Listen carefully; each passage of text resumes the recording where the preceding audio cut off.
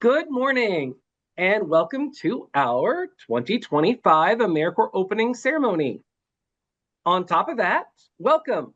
Thank you for all of the difference you're making this year for the people of Wisconsin. We greatly appreciate your service and just want to remind you and thank you of how grateful we are for your service and the difference you're making for people across our state.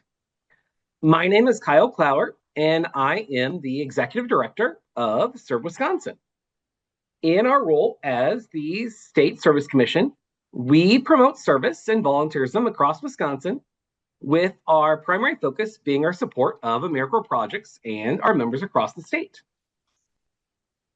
So you're joining a robust state team of roughly 700 AmeriCorps members serving at 20 programs with Serve Wisconsin this year. In addition, you'll be joining over 100 more AmeriCorps members with national programs and roughly 7,000 AmeriCorps seniors across our state to be making positive impacts in Wisconsin communities. Being part of national service means stepping forward with courage and purpose, knowing that you are an important part of a national movement that is helping to shape a stronger, more unified country. In fact, since 1994, more than 1 million AmeriCorps members have contributed over 1 billion hours in service across America. Here in Wisconsin, more than 32,000 Wisconsin residents have served roughly 48 million hours as AmeriCorps members, making difference in every county and corner of our state. Together, we can turn our shared vision of tackling our country's most difficult challenges and creating opportunities for all Americans into collective progress that no one of us could achieve alone. So as a reminder, this important work is being done statewide to unite communities and drive progress that strengthens every corner of our shared home. And so when I call out your program or region, feel free to show you're here through the emojis found under reactions, because let's just think about the scope of where we have folks. So up in Northwestern Wisconsin, we have folks serving at UW-Eau Claire's Eclipse program. We'll have folks at Western Dairyland through Chippewa Fresh Start. Then up in Northeastern Wisconsin, we have folks serving with the Green Bay Conservation Corps and Be Well Fox Valley. Moving around the state then, we'll have folks in Southeastern Wisconsin. We'll have folks at 414 Fellows at Marquette. We'll have people serving at the Boys and Girls Clubs of Greater Milwaukee. People helping folks out through the Milwaukee Justice Center. We'll have folks at Public Allies Wisconsin. We'll have our folks serving at the Racine Zoo. And we'll have folks in classrooms through Teach for America Milwaukee. Keep moving around the state. When you get to the central or southern part of the state, you'll have our folks at Easterseals, Wisconsin, up in the Dells. And there are folks through United Way of Dane County with Achievement Connections, and then with Schools of Hope, making a difference for folks in the greater Madison area. And then across the state, there are a bunch of programs that have members serving in all corners of the state. So Central Conservation will have folks through WISCOR and the Nature Place. Marshfield Clinic will have folks serving through Community Corps. Marshfield Clinic will also having their folks serving through Recovery Corps. Then we'll have our folks serving through Wisconsin 4-H. We'll have folks in different parts of our state serving with the Wisconsin Association for Homeless and Runaway Services. We'll also have folks with Wisconsin Association of Free and Charitable Clinics. And we'll have folks with Wisconsin Math Corps. And maybe some folks helping out with Wisconsin Reading Corps too. It's amazing to see all of you today, see the hearts, the thumbs, and everything pop up. And we're going to hope to share out a map from today's attendees. They'll be created from the responses you put in that form. And we can put that back in the chat as well for those who've joined since. What I just want to say is thank you again to all of you that are here today. And thank you to all of the members serving with these programs across our state, as well as a big thank you to the program staff that make your service possible. And I want to give a shout out also to thank to our staff here at Serve Wisconsin for the work they do to support the programs. You have decided to embark on a service journey this year that'll improve the lives of the people of our state. We hope that you'll make new friends, have new experiences, and learn new skills along the way. Although you'll also face various challenges with peaks and valleys across the year. With that in mind, a shout out and thank you to all of our returning members who endured a turbulent year last year and whose decision and dedication to service had them return for another service term this year. I hope all of you have a meaningful and truly positive service experience this year and can keep the ideas the AmeriCorps pledge that we'll take later this morning in mind whenever you encounter difficulties. You may encounter communities and a national atmosphere that's divided, but remember, service brings people together, helping to find common ground, and that can help bridge divides. You may run into people that think nothing can be accomplished, but you have committed to take action. You can persevere despite any adversity you may face. Throughout all of your service, please remember that you are an AmeriCorps member and that you will get things done. Thank you again for being with us today, and I'm going to explain our transition over to our breakout room activity. And so what we're going to do is we're going to put a link into the chat right now. And so what you'll do is you'll go to the Google Slides document once you get into that folder for the breakout room number. So whenever your breakout room number is, you'll go to the document that it corresponds. Once you get in there, we'll be there for about 15 minutes. Introduce yourself, share your name, what program you're serving with, have somebody take a group picture as a screenshot and put it on slide 3. And we'll share this out as part of some of the social stuff later, maybe in our newsletter. And then choose a group, one or more of the topics to discuss. Why you're serving this year. What's your favorite thing from service so far? What you're looking forward to. And you can use the different tools to make kind of a word cloud around the different slides and activities that we'll be able to share. So if we can open up our groups. So welcome back, everybody. Thank you so much for participating in the breakout rooms. Hope you had a good time meeting folks from across the state. If there's anything really cool or wonderful or awesome that you want to share about the experience or the different material you share, please feel free to put in the chat to kind of share with everybody some of the highlights from discussion or anything you learned. I'll also go back through, like I said, and I'll share out some of the, if you wrote things on the slide, I'll create those into some image boards. And so what I'd like to do now is to introduce and welcome our incredible AmeriCorps alumni panel who will be with us today. So we are incredibly fortunate to have multiple AmeriCorps alums that are serving in the Wisconsin Assembly, 3 of whom are able to join us today. And so what we're going to do today is we're going to hear from Representative Clancy, Representative Moore Omakunde, and Representative Rivera-Wagner. And then we're going to shift into a kind of panel discussion piece after that with some questions for them to answer about their service. And so first up, I would like to welcome Representative Ryan Clancy to share with the group. Thanks so much, and really appreciate you having us. I mean, AmeriCorps has been just transformative to my experience as a legislator.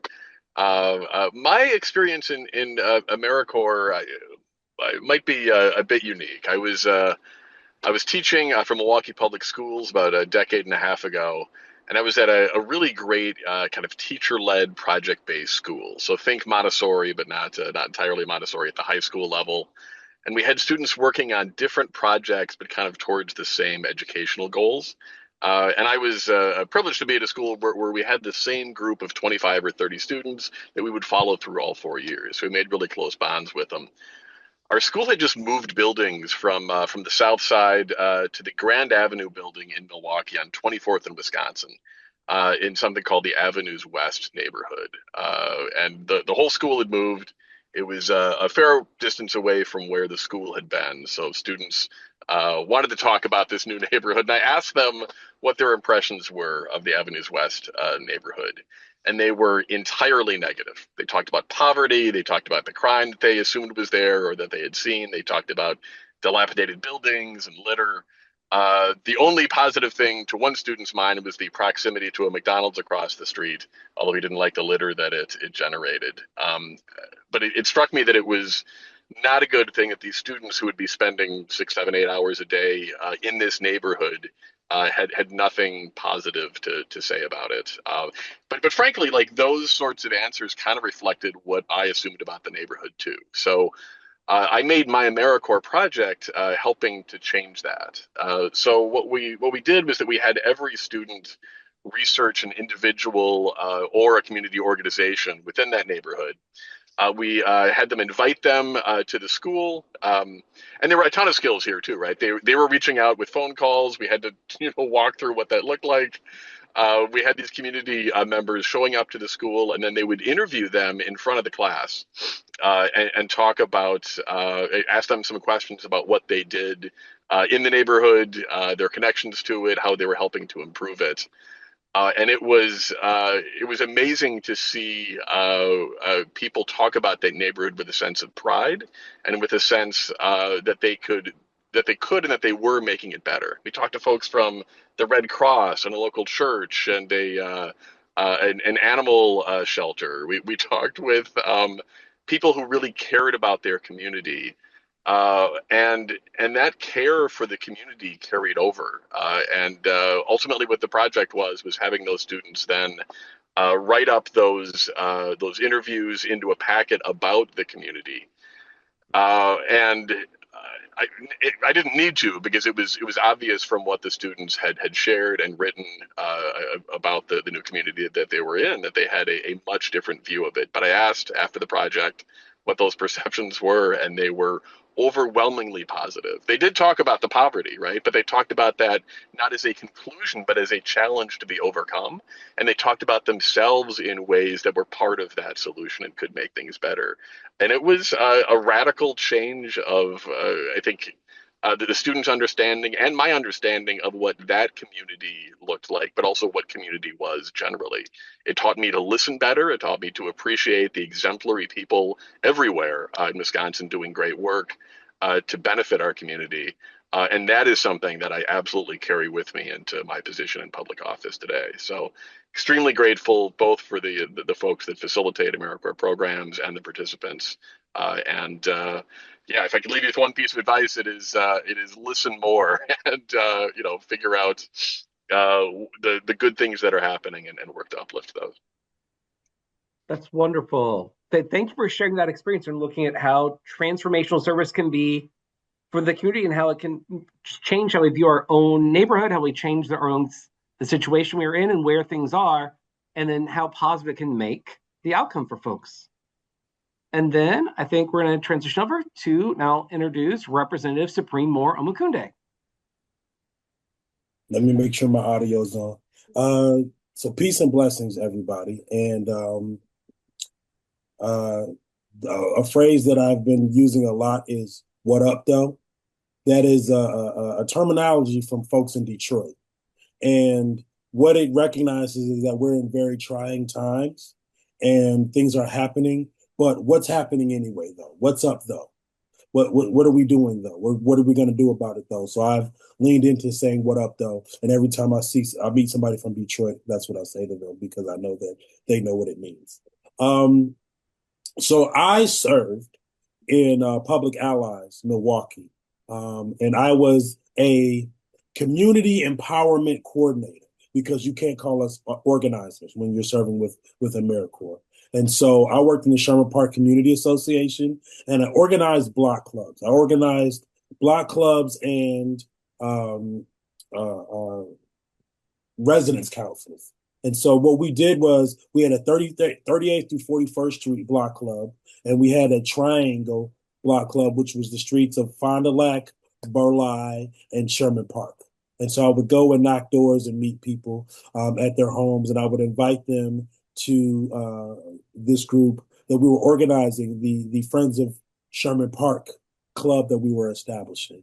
And one of the things that I'll talk about later is asset-based community development, where you take an asset in the community and you use that to organize people around it.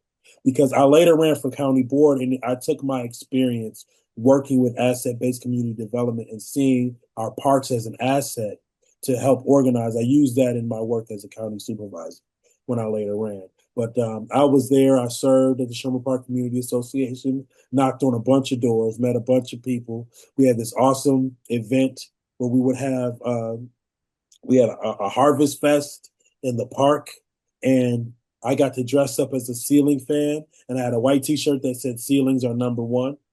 And it was a great experience. I met a lot of people that I still have relationships with today. I went to speak at a church that had this spaghetti dinner a couple times a year, and I spoke there for the first time as the representative of that area. And when I was going there as an organizer, um, I want to say to you all, and thank you all for doing this work, because volunteering is probably the most American thing that you could do. If we talk about what our values are or what we aspire them to be as Americans, volunteering is on the top of that list. You are you have an opportunity to see the effect that you can have on people. Because a lot of times you're wondering, I'm just meeting folks and having conversations. Am I having any kind of effect on folks? And you are, and you get an opportunity to actually see the kind of effect that you're having on folks there. And uh, I want to take the three aspects of organizing: your purpose, your problem, your product, what you want to produce from that, and then your process. So, what is the problem that you're having, or what's the challenge that you're having? What is the purpose for why you're doing your work? What do you hope to produce? And then figure out the process from purpose to product. That's something that I learned as a empowerment coordinator, and I don't like the word empowerment because as an organizer, empowerment implies that you didn't have any power before I showed up, and then I came and gave it to you. And so I don't like to use the word empowerment because as an organizer, your job is to hold the flashlight and point to the light switch and let someone turn it on for themselves. Go because they're already empowered. The thing is, they just may need some help recognizing it. And one of the things that Saul Alinsky would do, who is known as the godfather of community organizing, but one of the things he would do is the organizer would go and do this action, and then they would sneak off in the middle of the night after they got the victory. Because what people would do, they would look for the organizer and say, hey, you did this, and they were gone, and all you're left with is yourself. So then you say, well, hey, we did this. And that was the purpose of doing that. Because I don't empower people. I may assist them in seeing the power that they have, but we all have different aspects of how we are powerful human beings. And that's something else that I learned as a public ally and an AmeriCorps servant. Thanks a lot. Thank you so much for sharing that about the experience and try to show us on what our role is and the communities that we're in and the influence and power they already have and what we can do to build up, but not that we're there. It really helping to frame that role of what it should be. And then I'm going to transition over to Representative Ahmad Rivera-Wagner. Thank you all so much for having me. AmeriCorps has a very special place in my heart. In many ways, I didn't just serve. I ended up running an AmeriCorps program and then later helping to run AmeriCorps for the state of Massachusetts. So when I tell people it runs through my blood, it is something that I have seen make a difference in people's lives. How I got to AmeriCorps and why it means so much to me was that I was raised by a single mom who had me at 16. We were homeless for the early part of my life. And one of the things that changed our life was a program called Habitat for Humanity, where perfect strangers literally built the house that my mom currently lives in. And so I worked with people where we didn't ask them who they voted for, what language they speak, what kind of litmus test they need for politics. It was just about getting things done and making a difference in someone's life. And that program led to me and our family not only escaping homelessness, but then I went to be the first person in my family to go to college, to grad school. And then I happened to marry the son of dairy farmers and ended up in Green Bay, Wisconsin. My service was in a place called Holyoke, Massachusetts.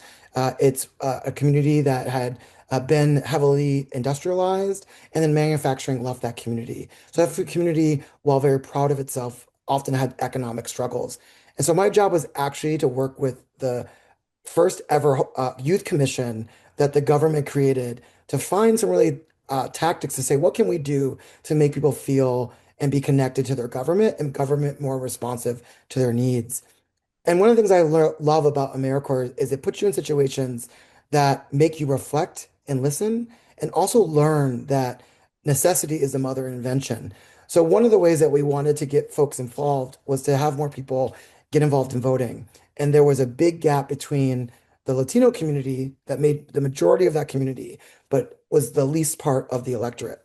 And so we actually created this program called Kids Vote, where we literally created a program for everyone 18 and under to literally go to the same polling locations as their adult counterparts. And what we found is that young people brought their parents, guardians, and family members to go vote with them. And so we actually saw an increase led by young people who just wanted to participate. Uh, and that made a huge difference. Ironically, one of the young people that was in that Yahoyuk Youth Commission ended up running and becoming the youngest mayor ever to represent the city in the city's history. And so what I take away from AmeriCorps is that you never know the power you will have and the ripple effect you will do by actually caring about a community, investing in the people in that community, and giving them the support they need to find solutions that they might already have, but nobody was listening. And so I'm incredibly thankful for the service, the learning, and I bring so much of that to serving in Green Bay, Wisconsin, in the state legislature.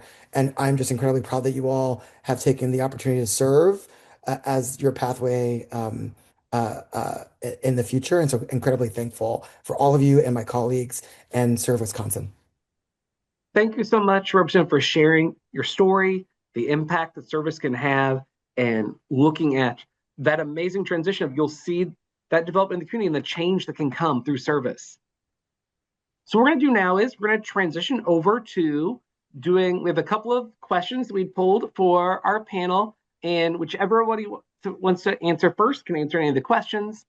And so the first question I have, since we have all these members that are going to be serving this year, and Representative Clancy got a little bit about this in his remarks, what would be some advice you would give to all these members serving this year for their service? Either what they should do, what they should value, how they can use, like what they should pull from it in the future.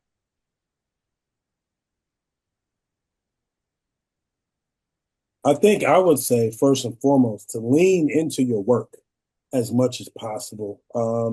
You will remember this for the rest of your life, and you will carry it with you for the rest of your life.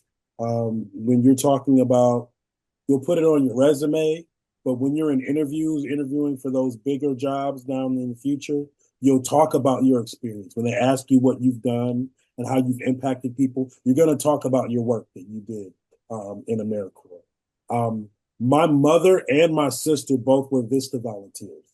My mother is 74 years old, and she still talks about her time as a Vista volunteer, where she organized a credit union to help poor people get loans to buy homes, because banks would not give mortgage loans to poor people. So they created a credit union, the Cream City Credit Union, that's now Marine, I think. They created that credit union so that poor people in that neighborhood could buy homes. And she still talks about that. She still talks about how being a homeowner prevented her and my older sister from being homeless. And she wanted to give an opportunity for poor people to have that opportunity to be homeowners. She talks about that to this day, and she's 74. My sister was she was a Vista volunteer, also working with young people whose parents were homeless, and working in a homeless shelter where young people were going to school from and going to work from. And so you will be talking about this decades from now. So lean into that work. Learn all that you can, be vulnerable, and be comfortable with being uncomfortable. Thank you. That's great advice.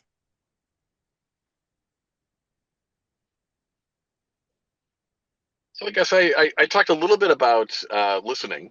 And I would say listen, but then don't be afraid to adapt your work. I think the project that I came up with was not in isolation. It was with my students. And I don't remember what the first couple ideas were, but they weren't very good. And my students told me that. And I didn't come to them saying, hey, this is the need and this is the project that we're going to do. It was, what can we do together? It was listening to them initially, seeing a need that I thought was there, and then working with them to fill the needs that they let me know about. So I think, yeah, adapting, going in there with an open mind and a willingness to listen and change is key. That's great. And for me, I just think creating the space for you to be open to new ideas and some things for real criticism, but also just to be hopeful with people that there is a world that seems so negative that we have chosen to do service. People don't need to be reiterated about how tough things are. Too many people are actually looking for like, how can we do something about it? And if I can give one piece of advice at all, is that be a hopeful, joyful warrior for the people that you are trying to help and support in all the ways that that shows up. Let them know that you are an ally in their struggle, but that you are hoping towards solutions, including solutions that no one has thought of yet. And I think that just really creates a much more inspirational service. If you're only daunted by the fact that we can't fix every problem, that we can't solve poverty in 1 year of service, that you can't do that, but you can reach into changing one life, one mind, one heart, making a small difference. The biggest things that change start with something small. And so I hope that you go into your service with hope and optimism. That's wonderful. And thank you all for that advice. I think that hits on a lot of the big things of what people are facing now, what they're going to face this year. And it kind of transitions really well into the second question I was going to ask you, too, which was we're going to take the AmeriCorps Pledge in a few minutes. And it talks about taking action, seeking common ground, persevering in the face of apathy and conflict and adversity. And I know that each of you are in the state legislature. That's going to have its own polls and conflicts that are going on as well. So what did serving with the AmeriCorps teach you about working collaboratively, engaging community members to make a difference for others? And how do you still draw upon that in your current role?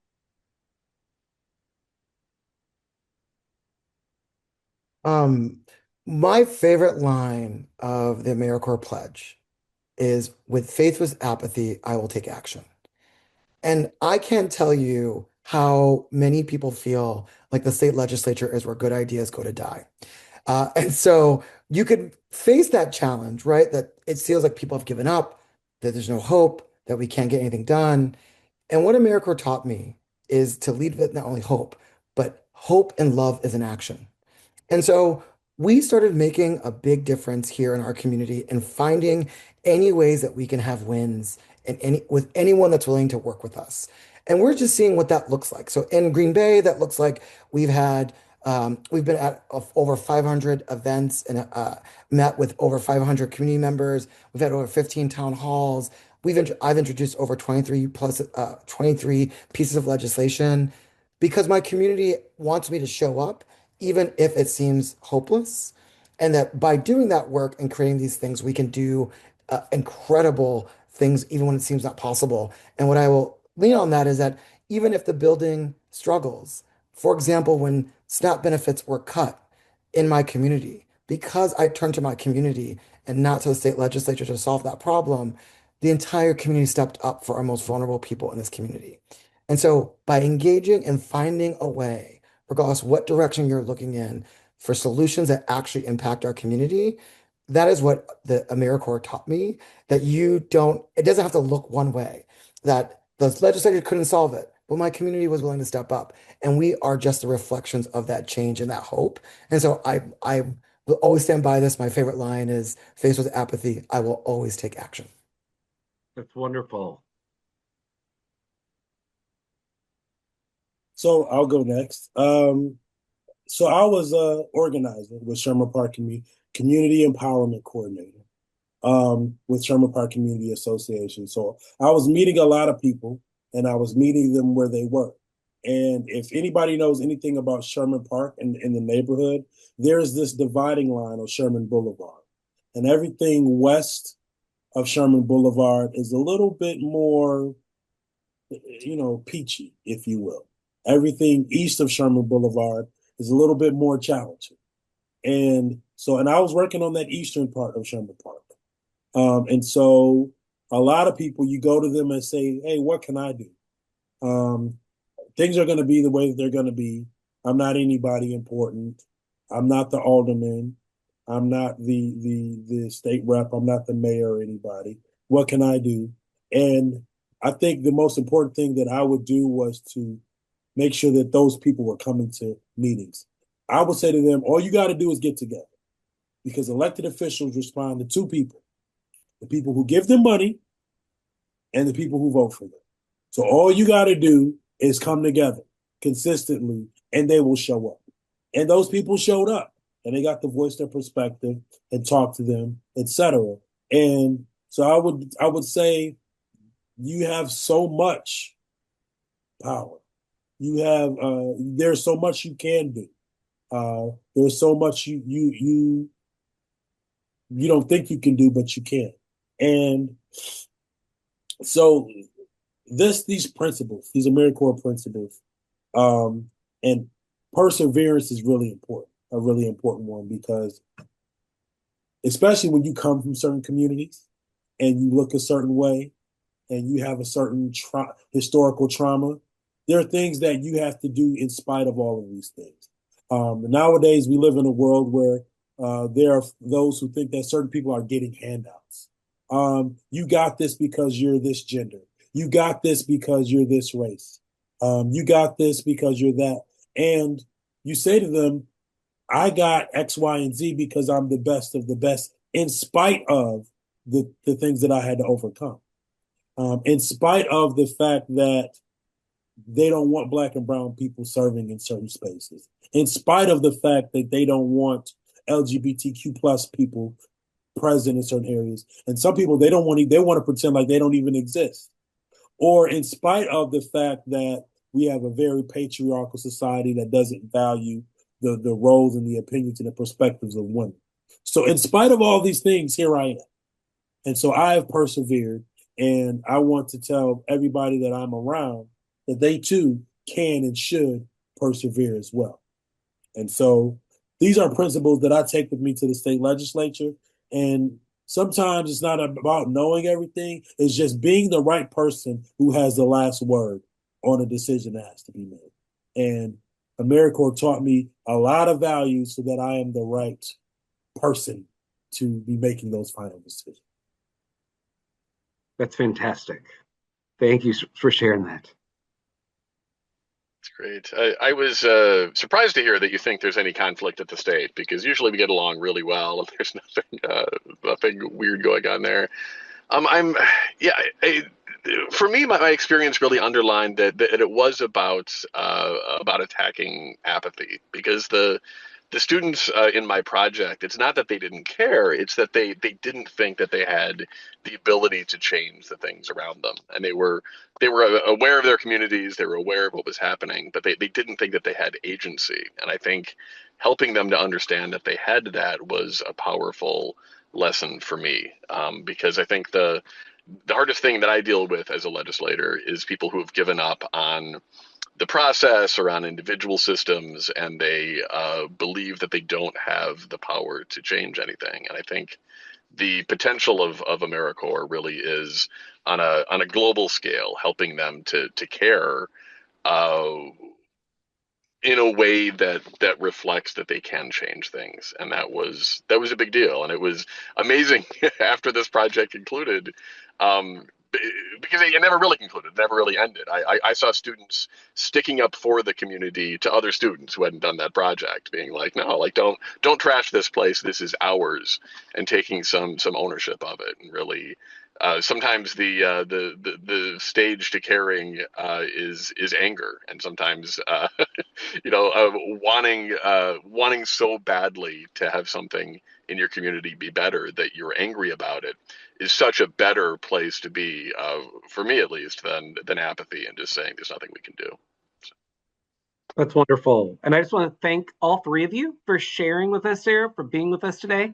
And so what we're going to get ready to do is, if we can put the AmeriCorps pledge up. And so what we're going to do, folks, in just a second is we just heard about some amazing pieces through this. And the pledge will be up on the screen. And if you want to go ahead and we'll share the screen. And so what's going to happen is if everybody that's in attendance, if you want to take yourselves off of mute, in this case, what's going to happen is our fantastic alumni panel are going to read, it's going to be a call and response. So they're going to read the first line and we're going to let everybody say the first line. We'll go back and forth and get folks sworn in on Take the AmeriCorps Pledge this year. And just want to thank you all for being here. And so if folks are ready, I'll just kind of give you all our panel kind of a 3, 2, 1 on the first line. I think after that, the timing, it'll probably work itself out. But if everybody has done that, unmute. So if y'all can read that first line in 3, 2, 1. I will get things done for America to make our people safer, smarter, and healthier. I will get things done for America to make our people safe, smarter, and healthier. I will bring Americans together to strengthen our communities. I will bring Americans together to strengthen our communities. Faced with apathy, I will take action. Faced with apathy, I will take action. Faced with conflict, I will seek common ground. Faced with conflict, I will seek common ground. Faced with adversity, I will persevere. Faced with adversity, I will persevere. I will carry this moment with me this year and beyond. I will carry this commitment this year and beyond. I am an AmeriCorps member, and I will get things done. I am an AmeriCorps member, and I will get things done. Okay. Thank you all for your services here. Thank you to our wonderful freeze alumni panel for helping a pledge. We have about to give everybody a big explanation what's happening next. So what we're going to do is we're going to give you a couple of quick announcements about some opportunities for you over the rest of the service here, and then send you off to go get things done through all your service. So Rachel in our office is going to talk a little bit about the AmeriCorps disaster team. Awesome. Hey, everybody. My name is Rachel Donaldson. I am part of the Serve Wisconsin team. I specifically manage a little subset of a grant called the Volunteer Generation Fund, but I also get to organize this AmeriCorps disaster team, which is so fun. So this is a team that's open to all AmeriCorps members as well as program staff. And the gist of kind of the program is that if you would be interested in responding to a disaster should it arise in our state during your service term, you could join this team. And then if something happened, we would draw from folks who were attending these trainings to respond first if there would be a disaster. This is open to really anybody and all abilities. So it can go from actually going out and doing muck and gut if there were a flood or something, or kind of like debris clearing. But if it was more kind of your ability to want to work remotely, you could do 2-on-1 call taking, or perhaps be a person who would help at a volunteer reception center. So yes, if you're interested, even if you don't think you would be interested in actually serving, if you're just interested in disaster response and what that entails, please join the team. Yeah, if you want to switch to the next slide. We are going to be doing monthly training. So we are going to meet on, for the first time on December 18th from 1 to 2. If you're interested, in the chat, there is a form you can sign up to give me basically just like your name, the program you're serving with, and your email address, and I can send you the link to the meeting. Let's see. We have, yes, monthly trainings. You'll also do some FEMA certifications as part of the team. And so that entails like probably 3 to 4 hours of online trainings. And in the past, we've had some really awesome presenters. We've had folks from 211 come, from Wisconsin Emergency Management do presentations. We had someone from the radiological disaster response team come and present at our last year's training, which was super interesting. And I think a lot of us didn't even realize that that was something our state had to deal with. So it was pretty cool. We also have had trainings from search and response teams, as well as American Red Cross and FEMA. So just a wide variety of speakers come and talk about the work that they do in our state and how they would potentially use AmeriCorps members in a disaster response. So yes, if you'd like to join, we'll throw the info on Basecamp, but you can also sign up using that link in the chat. Thanks so much, Rachel. Really appreciate you sharing about that. Also, as a quick thanks, want to say thank you to Olivia, who is one of our program officers that's running all of our slides today. And then thank you to Stephen, who's our other program officer that's here today. If we can go to the next slide, I'll share about one other opportunity. So your service makes a difference across our state.